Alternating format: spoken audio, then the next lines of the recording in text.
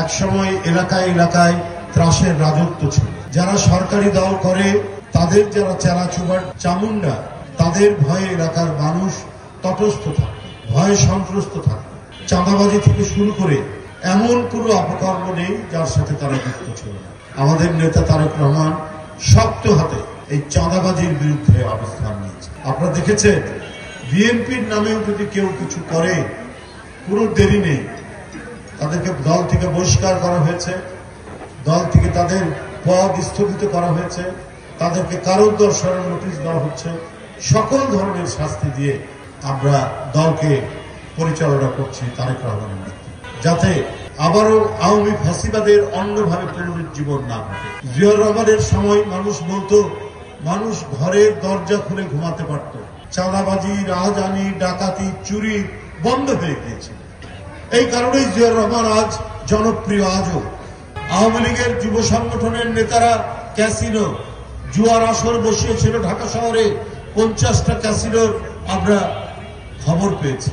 জনগণের এই বিক্ষুব্ধতার মুখে বাধ্য হয়েছিল সেই সব নেতাদেরকে জেলে নিয়ে যেতে, কিন্তু কিছুদিন পর আবার ছেড়ে দিয়েছে। একটা অনাচার অবিচারের রাজত্ব কায়েম করেছিল শেখ হাসিনার আমলে। লুট, টাকা পাচার, এটা যেন জীবনের একটা অঙ্গ করে দিয়েছিলেন শেখ হাসিনা। সে এবং তার পরিবার এবং তার ঘনিষ্ঠ লোকরা তারা অবাধে লুটপাট করবে। আইন, কানুন, নিয়ম কোনো কিছু তোয়াক্কা করেনি। শেখ হাসিনার বাড়ি আছে না ঢাকা শহরে ধানমন্ডিতে সুধা ভবন, তারপরেও তার ছেলের নামে আপনার পূর্বাচলে 10 কাঠা জমি, তার মেয়ের নামে জমি, তার ভাগ্নির নামে জমি, তার ভাগ্নার নামে জমি। আমাদের আইনে আছে, আপনার যদি নিজস্ব বসত বাড়ি থাকে, আপনার ফ্ল্যাট থাকে, রাজুকের আইন হচ্ছে আপনি আর কোনো প্লট পাবেন না, আর কোনো আপনি এখানে কোনো বাড়ি করতে পারবেন না। কিন্তু শেখ হাসিনার জন্য কোনো আইন দরকার ছিল না। এবং যে প্রতিবাদ করবে তার পরিণতি তিনি তৈরি করেছিলেন, সৃষ্টি করেছিলেন গুম। পরিবার থেকে ধরে নিয়ে যেতেন বিরোধী দলের নেতা কর্মীদেরকে, অদৃশ্য করে দিতেন।